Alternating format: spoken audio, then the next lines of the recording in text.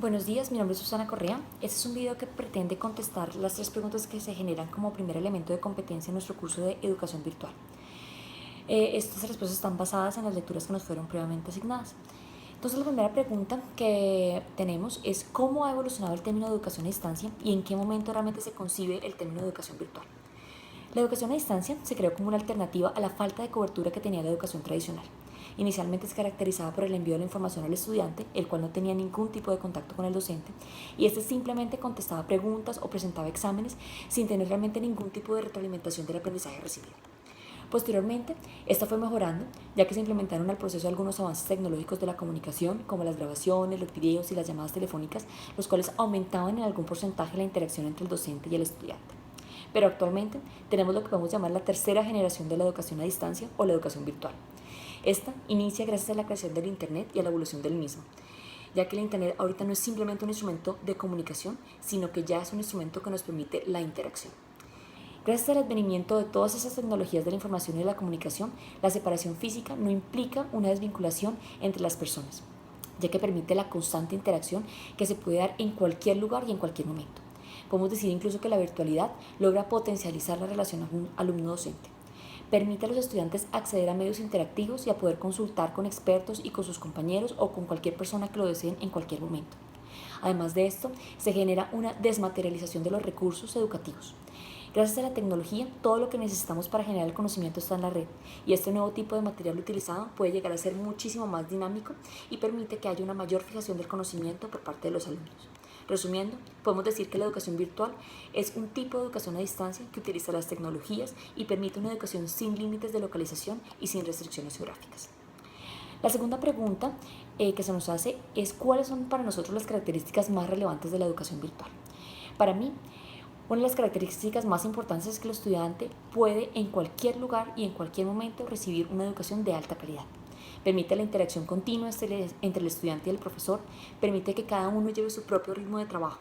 El estudiante decide dónde y cuándo acceder a este aprendizaje, dándole una flexibilidad completa al mismo. Dentro de un mismo curso puede haber más alumnos de los que podrá tener un simple salón de clase. Los materiales pueden ser muchísimo más didácticos y además de eso se facilita muchísimo la actualización constante de la información. Sumado ahorra muchísimos costos de desplazamiento, de locaciones y materiales que tiene la educación tradicional o la educación en aula. La tercera pregunta es para nosotros ¿cuál es el futuro de la educación? Entonces para mí hay que entender que el futuro de la educación no es simplemente una diferenciación entre lo presencial y lo virtual. El futuro es el cambio en el tipo y en la estructuración de las disciplinas educativas. Día a día se van creando nuevas disciplinas que van acorde con los avances del mundo y tenemos que estar en la capacidad de poder enseñarlas y transmitirlas a la población. Además de esto, las disciplinas tradicionales cada vez más rápido van a desaparecer como las conocemos hoy en día, ya que en este momento lo más importante es poder generar una interacción entre esas disciplinas que nos va a llevar a resolver problemas específicos y esta combinación va a generar realmente una redefinición de las carreras como las conocemos.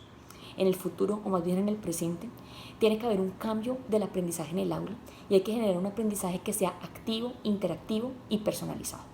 Los profesores también van a tener que cambiar de ser profesores que son magníficos oradores a poder ser guías para los estudiantes, ya que los estudiantes van a tener la información y el objetivo del profesor va a ser simplemente guiarlos hacia hacer el uso adecuado de la misma y tener un adecuado entendimiento de la misma. Con respecto a la educación presencial y la virtual, en el futuro próximo lo más usado va a ser una combinación entre las dos, cogiendo cada vez más fuerza la educación virtual. La educación tiene que ser cada vez más flexible, mejorando la optimización del tiempo para las personas y permitiendo que los estudiantes puedan estar o no estar y puedan combinar su estudio con diferentes trabajos o prácticas que incluso pueden potencializar su conocimiento. Hay que entender que cada persona va a su ritmo y la educación virtual permite que más personas puedan acceder a la educación, ya que esta se puede combinar perfectamente con la vida diaria. La educación virtual puede aumentar el número de personas que pueden acceder al aprendizaje, globalizando no solo la formación, sino la educación.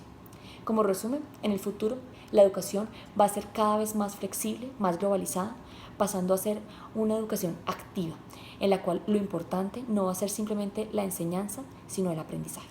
Gracias.